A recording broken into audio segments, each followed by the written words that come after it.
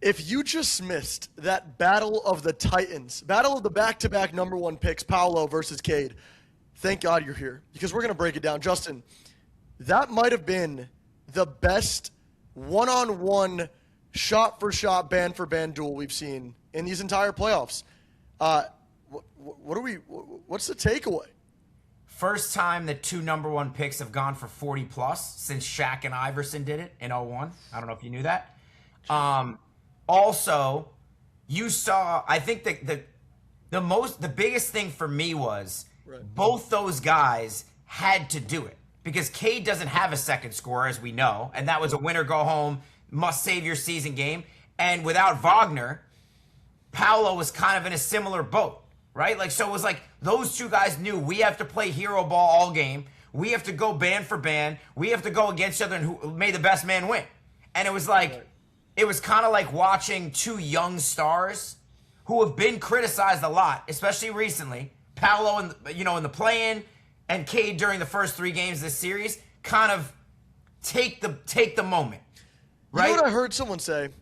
Paulo plays so mid when it doesn't matter, but he's a riser. Like, every time the stakes are high, he gets significantly better. He develops a jump shot. What was that? He had like 7 threes tonight. He had 6 threes. He was one final 2-minute 3 away from tying this game. That is crazy considering Cade played the game of his life, and they still almost lost. Which leads me to my next point. Cade had 5 threes. Cade was 5 for 8 from 3. Paulo was 6 for 11 from 3. That's what I'm saying. Neither of them are great 3-point shooters. And Cade played like one of the better shooting games you'll see out of him. And they were at home, and they're the 1 seed. No, that was honestly, Paulo, I would say this too. I think in the back of his mind, Paulo knows he doesn't know how long Wagner is going to be out. Right. And you got to take advantage of every game that's close because this 3-1, it's like with Minnesota, right? They're up 3-1, but Ant, no Dante, that's an easy series that you could lose. Denver now, you would say, is the advantage. I wouldn't say the Pistons have the advantage because they still have Bane over it in Orlando, but Wagner's a huge loss. We saw it all season. They're not the same team without him. So Banchero's thinking, every game we could take, I have to try to bring us home. And he did that tonight. So I have a question for you, actually, because you just brought this up, and I think this is an interesting convo. Who are your biggest playoff risers and who are your biggest playoff droppers? Well, currently, in terms of playoff riser, I love Anthony Edwards.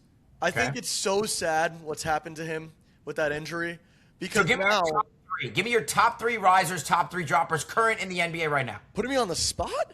Yeah, I'm putting you on the spot. You made me think of it. When you said riser, I was like, that's a great, because I kind of feel like I know what I have, but I want to gather in my head, so I want to hear what you have, top 3, bottom 3. Top 3, bottom 3.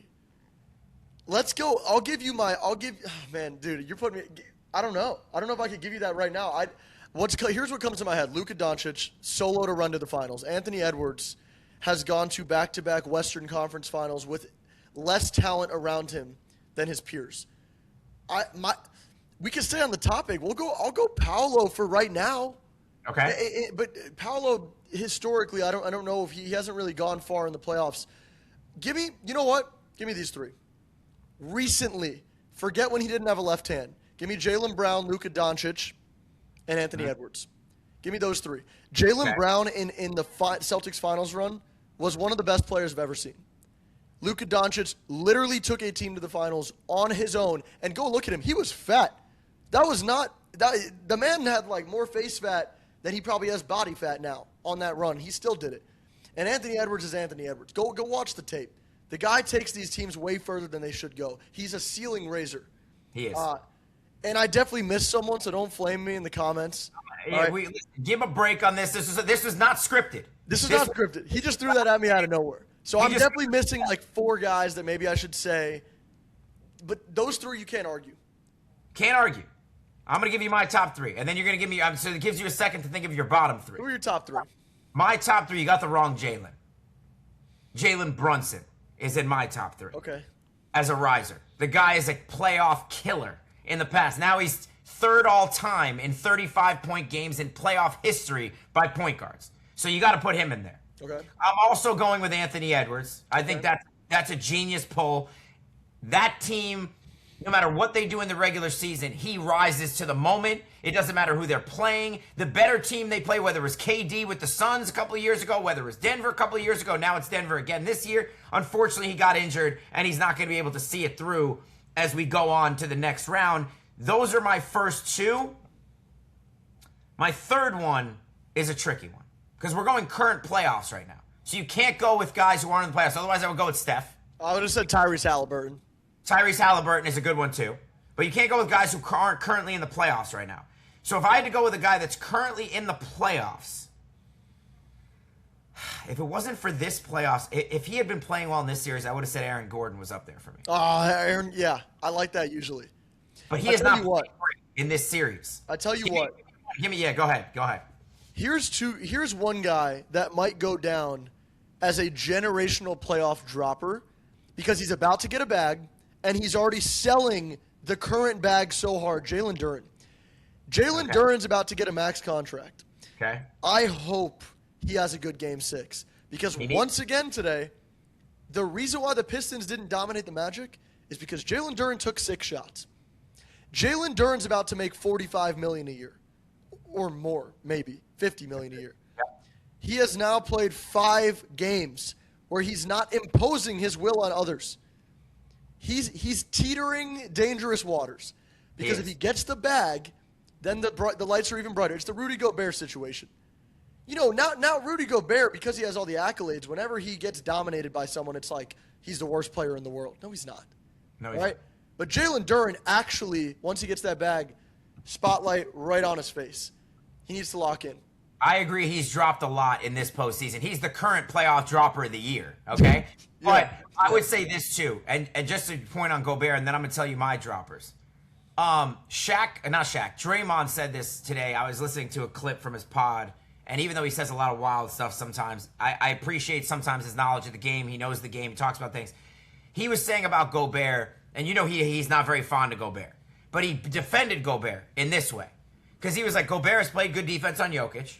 Even though Jokic, some of that is like he's getting shots he wants and he's just not making the shots. But remember, Jokic went off in game 5 and he's like, part of that is because they don't have Ant on the floor for offense. And when you don't have your engine on offense, your defense suffers. Because then you're not in the game the same and that body language drops from everyone and it's just not the same game. So when you're not scoring, it's harder to play defense when you're down 15. So I think you give Gobert a pass a little. He had played well against Jokic in this series. So I think my other playoff riser was Luka as well. Obviously, he hasn't played in these playoffs yet, but just historically, guys that are in it, he's got to be one of them. And my playoff droppers, I think number 1 is an easy one. If you don't, who is it? The one he played tonight. James Harden. It's got to be him, right? Small game, James Harden. Dude. Okay? And so he's number 1. You know, hold on a second, real quick. Yeah. I feel bad for James Harden just a little bit. I do too. Because that 2018 run where Chris Paul gets hurt, they blow the 3-2 lead to the Warriors. Yes, and they would have smoked the Cavaliers in the finals. I agree. And his running mate gets hurt. He was having a great playoffs from what I remember. So anyway, but yeah, I agree. Here's a good comp for you for that team, by the way. Just not in terms of players, like random specific players, just like the way the team played. They're like the Celtics. I knew you were going to say that. It's true. Live by the 3, die by the 3. Yeah. And that game, remember, they missed, I think, 17 straight threes in game 7. Bro, they missed like 27 straight threes. Yeah, something crazy like that. And insane. By the way, they lost by single digits in that game. It was a close game. Dude. Oh, man, not to get off topic. Not to get off topic, but, bro. But you got to have other ways to beat you. So James, to me, is one of them. I think, look, I don't want to say Donovan Mitchell because a lot of people say he's another one, but he's had big playoff games. He just hasn't gone deep in the playoffs as a team, but he's had big games. So my other one might be controversial for you. Okay. Because he's had some big playoff games. I'm doing it partially off of his teams have underperformed in the playoffs when he's as good as he is, and he hasn't been available enough in the playoffs for his team. Where are we going with this? We are going with the big man in Philly, Joel. I don't know about that. He obviously played a great game last night. He did. But he has been a playoff dropper for me in years past. When he's had teams that could go to the finals, he's never lived up to that. He's had bad games and big games when his team has been on the brink of moving on, elimination games, and he's missed too many games. Well, then how about this? What's going on in Philly right now makes no sense then, because who's the guy right next to him is another notorious dropper, Pandemic P, Paul George.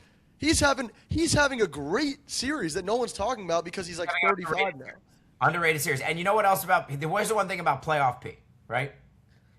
What? He did have one big playoffs. Yeah, we all remember that was when I was young, man. That was 20. You talking about 2014? When Kawhi was hurt.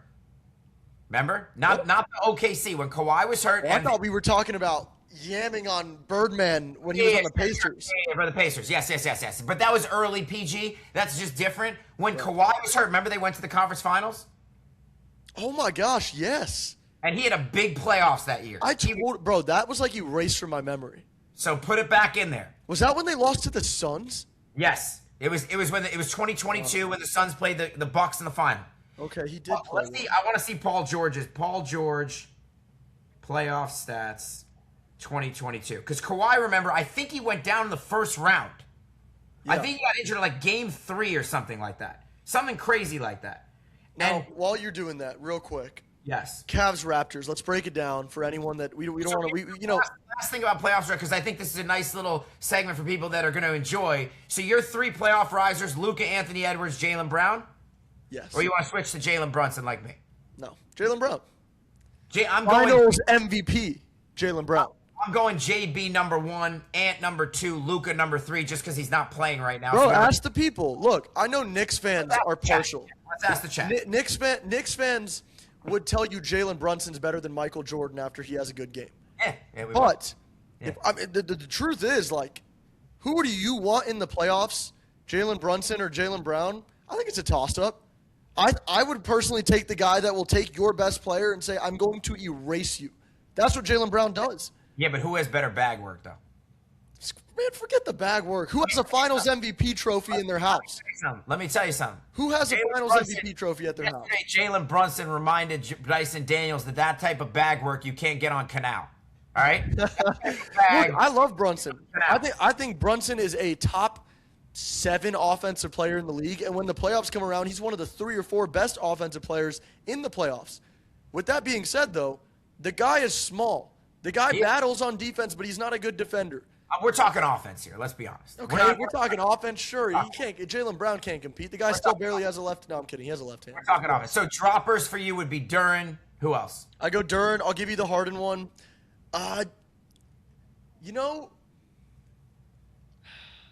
No, I'm not going to go there. Where are you going? I was going to say, like, can we just go with, like, the entire Rockets team? Alperen Şengün. Like, give me Şengün. I mean, the guy, he just doesn't really get it done in the playoffs. I don't know why. I feel like his style should translate because it's like he plays at his own pace, and he's a good rebounder, and he's a good passer, like the same way Jokic just translates, but like he just doesn't. I'm going to give you a new playoff dropper as what's going on. Like, you gave me Duren because obviously this is really his first playoff series as Jalen Duren. All right, give me one. The guy who's dropped to me so far this year is Jalen Johnson. Jalen Johnson. Yeah, he has kind of taken a back seat to McCollum. He's been non-existent. Yeah. And he was in the MVP talks. He was on the MVP ladder. Like, he was in like 5th. What did he average this year? 25? I want to say he averaged like 24, 7, and 7. Let's see. Or 24, 9, and 7? Jalen Johnson. Let's see. That's off the dome, so I could be wrong. 24, 9, and 7 is my guess. Jalen Johnson stats. All right, let's see. You said 24, 9, and 7. He averaged only 22 and a half. 22 and a half, 10, and 8. I was close. But those are numbers, bro. You're getting to. You know what I mean? Like that, you're getting. Those are serious. 22, 10, and 8 is serious business. Like, let me give you a hot take too while we're here. Because we haven't touched on this series much. Go ahead. I think Victor Wembanyama, and I've said this twice now in a video already, 2 different videos, and I got hate for it. Victor Wembanyama is the ultimate, like, Victor Wembanyama is better than anyone in the playoffs in terms of when he's on the court, the Spurs do not lose his minutes. Yeah. Like, and I know what Shea's doing, but bro, I'm telling you, he's the ultimate. Listen, bro. I think the Spurs very well could beat the Thunder in these There's no playoffs. question. I mean, look, they don't even look like a young team right now. No, They look dude, like a team they've never made the playoffs with this core, and they look insane. Even when they have that thing that championship teams have, where Yep. when you put them in a 10, 12-point hole, Yep. they do not panic. They don't They're panic. just remember, dude, Wembanyama. Go watch the clip. The Spurs go into the half down by 18 in Game 4. He's literally nodding, and he's like, I could read he's saying something like, "This is fine. This is fine. We're chilling." And they come out and they go on like a 25-0 run. Yep. It's like, dude, And- Wembanyama is so freaking good. And I'll tell you this too. Shaq made a point on him, and it was completely accurate. I'm upset that I didn't say it. He said that Wembanyama is the first perfectly created big man Yes. that's ever Yes. been. I think that's true. That is Because you would think at how slim he is, he doesn't get in the paint or he gets bodied. Nope, he doesn't. And you know Shaq, coming from Shaq, who doesn't love to compliment big men unless they deserve it, that's a huge compliment. Yeah. So Yeah. Wemby, and also, let's be real. They're not going to need him for next series, but the Thunder better get J-Dub back for San Antonio. Oh, absolutely. Because Absolutely. I don't know, they might not beat him with J-Dub. Without him, the task, I know they played a lot without him this year, but against San Antonio, the way they're playing, and with the confidence they're going to have, because San Antonio, remember, they're going to have to probably beat Denver next round. I still think Denver's going to win that series. I don't think without Ant, Minnesota's got a chance at this point. If you go Denver, San Antonio, they're going to be battle-tested, San Antonio, when they get to the next round. And let me make a point. Remember, the Thunder threw Caruso on Jokic, and it worked. That's because they run the offense around Jokic for the most part. You can't put Caruso on Wemby. You can't. So that Thunder strategy against elite big men, it's not going to work against Wembanyama. And you saw it not work this year. No, they went 4-1 against the Thunder. 4-1. So yeah. I agree with you. And so, okay. So before we wrap up, let's go through let's just go through the series and just give predictions going forward. Who's going to win the series? What you think? Give me any type of quick analysis you want about where each team's at and who you like going forward. So let's start. I'll run you through who I think's gonna win each series. Okay, just just gotta go here, guys. I'd love to stay on, but I gotta get out. Give me a little something from each game for the crowd, for the chat. I'm gonna give me the Knicks. Give me the Give me the Celtics. Okay. Give me the Mad. Give me teams winning 6, or is either of those series going 7? Dude, I don't know. I want them to both go to 7. I think the one that's more likely to go to 7, shockingly enough, is the Sixers. Okay. Not the Knicks. I do think the Knicks are going to close this out in Atlanta, most likely. I think the Celtics have a chance of taking this to 7. I think the Rockets are pushing this to Game 7. The Rockets are up 72-64. I think the Rockets send this to Game 7. I know that sounds crazy. Kevin Durant's out. Austin Reeves is back. I think they push it to 7. I like the Magic to close out the Pistons. Hopefully Franz plays.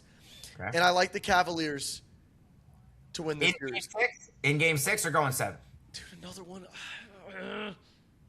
Give me the Yeah, go ahead. Give me the Cavs in 6, man. I hope not, but give me the Cavs in 6. And I think the Nuggets win in 7. Okay, here's my quick. I think the Pistons Magic series is going 7. And I hope they get Wagner back by Game 7 because I don't think he's going to play Game 6. That calf strain is tricky. We've seen it in years past. I don't like that injury, and especially he's been injured all year. I hope the Magic win in 6. I'm rooting for them. But I think if they have no Wagner in Game 6, I think we're headed for a Game 7. And that's number 1 there. Yeah. I think Sixers, Celtics. I think both the Celtics and the Knicks close those teams out in 6. Fair. I think Embiid needs to have that game again for the Sixers to win, and the Celtics have to shoot that poorly from 3 again. And I don't know that both those things are going to happen in tandem. So I think the Celtics close that out with their championship medal. I think they're going to close that out in 6, and I think the Knicks do the same. I think they figured out the Hawks at this point. And I think the Cavs series is interesting because the Cavs played terribly tonight. Like, that's a game in Game 6 without Brandon Ingram and quickly. You should go out and win that game by 20. The fact that they were losing all game was disturbing. They almost lost that game. That is disturbing. So I'm concerned about that. I still think the Cavs close it out in 6 too because no Ingram. I'm assuming he's probably not going to play. If he doesn't play, they're just not going to have enough to beat him. I agree. And the Lakers-Rockets, it's interesting because the Rockets should be 2-2 right now. I know. They tossed game 3 in the toilet in a game you couldn't even fathom to explain to anyone who has ever watched basketball before. I know. So that series really is. Bro, and it took a Luke Kennard legacy game. Yes. Like, who knows what happens if Kennard has an average game? Like, this is the Rockets have a way bigger chance than people think. 100%. And what were they down? They were down 3-0. 3-0. And by the way, LeBron, the more the series goes on and he has to play, alpha, and he's got to play first option LeBron, he's going to get tired. And fellas, they just ruled Luka Doncic most likely out for round 2. He's not coming back. They said at least the beginning of the series. They said he may come back later in the series. But yeah, I don't even know. Who do you think? Let's say this. Who do you think would be a tougher matchup? I mean, neither will be tough. Neither. Don't even ask that question. It's over. Right. OKC will win that series in 5 games. If KD comes back, I still think the Rockets are a tougher matchup. Dude, if KD comes back, they lose by an average of 11 instead of 23. They can't shoot. They can't shoot. They can't shoot. You cannot beat the Thunder. The Suns could shoot. The Thunder's perimeter defense was just a little too good. And I think also Udoka has done a really bad job this year, and I really think this is on him. You have one guard who can shoot the ball, and you needed to get him ready for the playoffs because you don't have anyone else that could shoot. Yeah, Reed Shepard does not look ready. And he is not, because he's yin-yanged him out of the lineup, in and out of the lineup all year. And you need him to win. So you need to play him during the season to get him, you know what I mean? Listen, not to mention, after Reed Shepard cost them the game, Udoka could have come out there and been like, look, that's my guy, defended him. He actually did the opposite. He said these guys aren't young anymore, like they should know better, whatever. It doesn't seem like Reed Shepard has him in his corner. He doesn't. And then you said, had a big game in Game 4. And he was really a big difference for them in Game 4. Now, admittedly, to the chat, we don't lie here on the Shot Clock or on the Ball Boy podcast. I didn't watch much of Game 4 of the Lakers Rockets, okay? I watched like half of it. Yeah, I watched like six minutes, okay? I didn't watch much of that game. That's not, A, I don't want to see the Rockets ever again. I want to see 5 minutes. And B, I needed to see them win a game before I even take them seriously to watch another game. Right. So I didn't watch much of that, but I saw a couple of the highlights. I saw the box score. Shepard looked like he played pretty well. They need him to do anything. They don't have anyone who could shoot. Well, right now he only has 8 points, but they're up by 8 in the third, late in the third. How many minutes? We'll see. But hey, we're going to be back tomorrow to break these games down because tomorrow we have some incredible games, and we could be previewing some Game 7s for you guys. We're gonna get gritty. We're gonna get between the lines, and we'll fill you guys in tomorrow. Should we do a little breakdown of those 2 games tomorrow in the late afternoon or something like that? Absolutely. All right, so let's maybe do that. I'm going to Miami tomorrow morning. Chat. I'll be at F1 for anyone in Miami. Anyone here watching this at Miami, just hit me up because we're gonna try to we're gonna have a little fun. And I told you if the Knicks don't win Thursday, I'm not gonna have fun this weekend. So I need the Knicks to win on Thursday. Right. I want to be able to go out on Thursday night, have a couple VSs out there at Miami South Beach, a couple vodka sodas out there. I need the Knicks to win. Right. So I need them to win, enjoy my weekend. But before the Knicks game, the 2 of us will try to get on here, preview Knicks Hawks, preview Celtics Sixers Game 6, and then over the weekend, when we get some free time, we still owe you the evolution of the game. It's going to be a great video. We're going to do some real deep diving research into that, and it's going to be awesome. We're going to do a nice 20-minute breakdown of the evolution. We're going to take you all the way back to dinosaurs. Into now, we're going to take you into the 15-year-old football player on the field, warming up, getting ready for the draft. All right? So we're going to take you through everything. All right? So that's it for today. We will be back tomorrow. We love you guys. You know who he is. You know who I am. Oh, yeah. Like and subscribe. We got to remember to always tell them that on here, just like we do. Like and subscribe, share with your friends. You know how we do. We appreciate you. Thank you guys for listening. Yeah, this is awesome. It's great to having this platform is incredible. We just get to talk ball with you guys. Get to talk ball. So we're going to do this all the time. We're going to do this as much as we can almost every day. So don't forget to like and subscribe. We appreciate y'all, and we'll see you tomorrow. Yes, sir.